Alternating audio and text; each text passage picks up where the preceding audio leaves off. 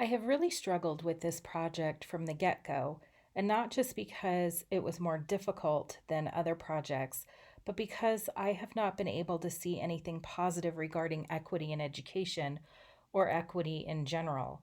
I have to submit this project today by 11:59 p.m., and I'm still trying to figure out what to say that sounds even remotely hopeful, and I cannot seem to find the right words. I was talking about this project and my struggles with it with my son's friend's mom this morning at my son's horseback riding lesson, and she said that by talking about equity in education, I am moving in the right direction to facilitate change. I hope with all my heart that she is right. In light of the current global pandemic, for this project, I chose to compare my school district, Douglas County School District, with Denver Public Schools, which is a mere 20 to 30 minutes away. Due to COVID 19, March 13, 2020 was the last day of the 2019-2020 school year for in person learning for most students in Colorado. I decided to look at equity through the lens of a parent, teacher, and citizen by comparing Douglas County School District and Denver Public Schools. In order to better understand these two neighboring school districts, I have included some demographics for each district. Douglas County School District has a median household income of $109,926.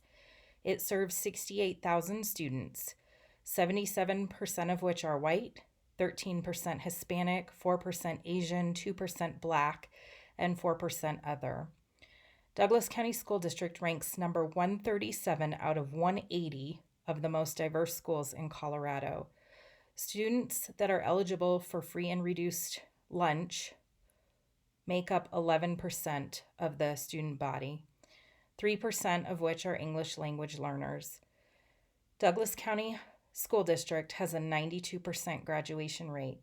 When looking on Douglas County School District's website, the first thing that you would see is the alert here on the page. I'd like to read you this alert so that you could see how different it is from the Denver Public Schools information about COVID-19. In an effort to help prevent the spread of COVID-19, Douglas County School District has moved to remote learning for the remainder of the 2019-2020 school year. All DCSD facilities are closed, and in-person learning is canceled for the remainder of the school year.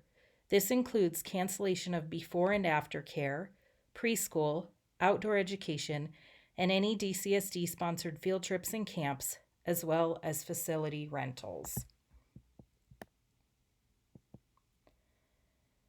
Denver Public Schools has a median household income of $68,377.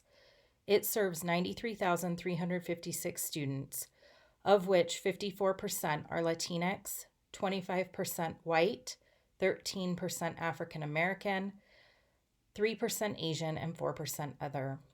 Denver Public Schools is number 6 out of 180 most diverse schools in Colorado. Students that are eligible for free and reduced lunch would be 73% of their population, and they have 31% English language learners. They have a 70% graduation rate. When looking at the DPS website, their alert for COVID-19 states, all DPS schools are closed for the remainder of the school year. Find resources for remote learning. There's a link.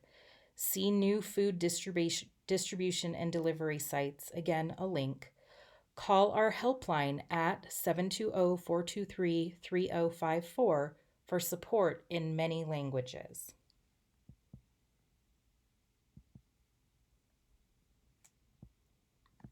Before I tackle my equity reflection during the COVID-19 pandemic, I would like to further include some background information on how this pandemic and the closures of schools worldwide will have lasting effects on society for years and possibly generations to come. How closures will affect students. In Argentina in the 1980s and 90s, some students missed upwards of 90 days of school due to teacher strikes, and as a result, those students were less likely to graduate high school, go on to college, and were more likely to be unemployed adults. Further, their children also had difficulty in school. How school closures affect teachers. Currently, teacher income is being frozen. There's discussion about furlough days, staff pay decreases, layoffs, cuts on good rating bonuses. There's job loss, changing of our school schedules, possibly cutting departments or employees from departments, district program cuts and reductions, merging smaller schools, school closures and consolidations, not to mention the emotional toll on teachers, which is that they miss their students and colleagues, learning to navigate distance learning, working from home, which is made more difficult if there are children in the home that are also homeschooling. How these closures are affecting parents. Unemployment rates in the United States are at an all-time high. Some parents are working from home. Some are essential workers that are out of the home, that would include medical personnel, first responders, teachers, child care facilities, etc. Homeschooling is not something that parents are prepared to do, most parents. Domestic violence has increased, homelessness has increased. People are facing hunger situations because of unemployment. Caring for children and parents and or sick family members. Mental health, addiction, which would be heightened at this time, would include drugs, alcohol, opioids, etc. How school closures are currently affecting school districts. As I stated previously, school districts are in a situation where they can no longer afford certain teachers and staff, and therefore there may be layoffs. There may be school consolidations. There certainly will be budget reductions for the following year and potentially years to come while districts recover financially.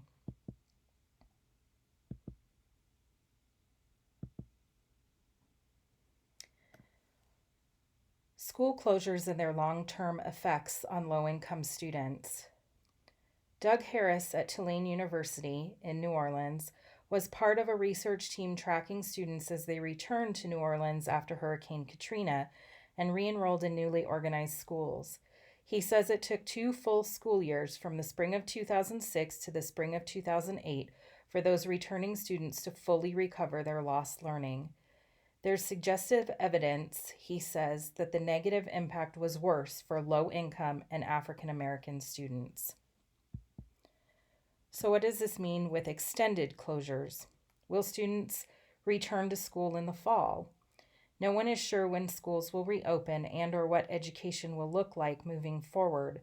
There are numerous concerns about extended closures, which include but are not limited to student mental health, student hunger, student safety, and students' academic progress, both short and long term.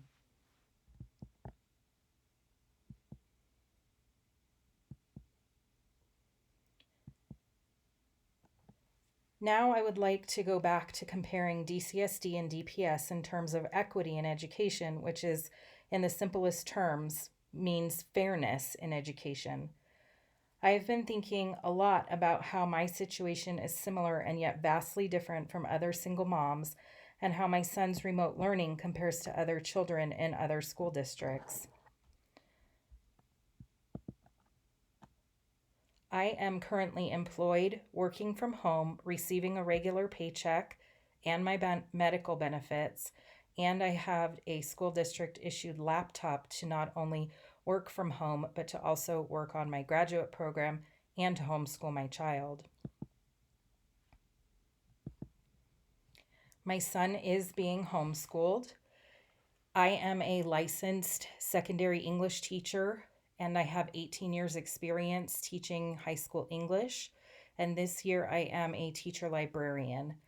I also have 2 master's degrees, and I'm able to buy my son additional resources such as workbooks, and he has online education games and apps in addition to his online curriculum provided by his school. I have an established working relationship with my son's teacher and am in communication with her daily. My son has his own laptop and tablet with internet connection. He attends virtual class meetings with his teacher and his classmates via Zoom.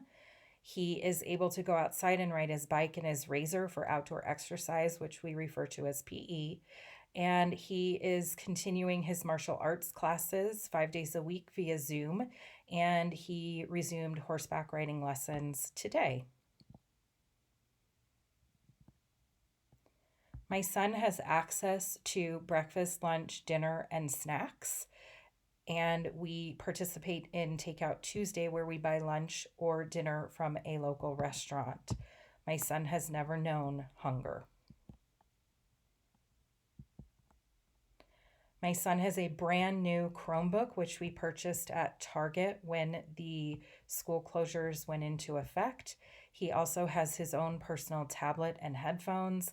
We have a printer so that he can print his schoolwork, and we have Wi-Fi that is very reliable. Lastly, my son has an abundance of school supplies. He has a library, a home library of approximately 5,000 books, and he is able to use workbooks that I've purchased from Amazon, and he has an abundance of school supplies like pencils and paper and glue and crayons, etc.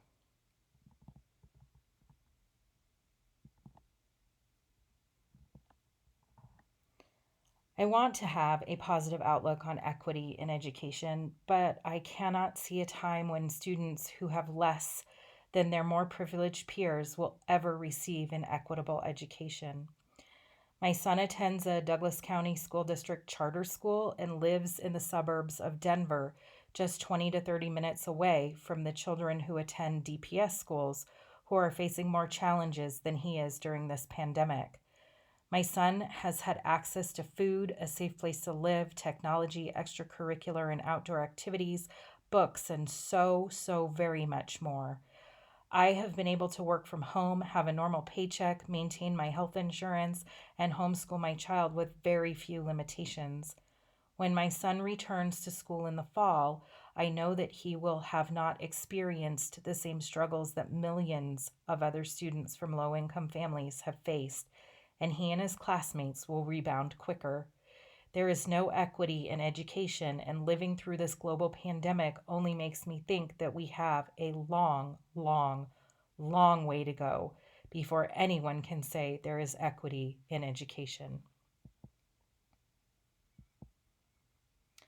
I have included my references here and also attached them in the submission space to make it easier to read.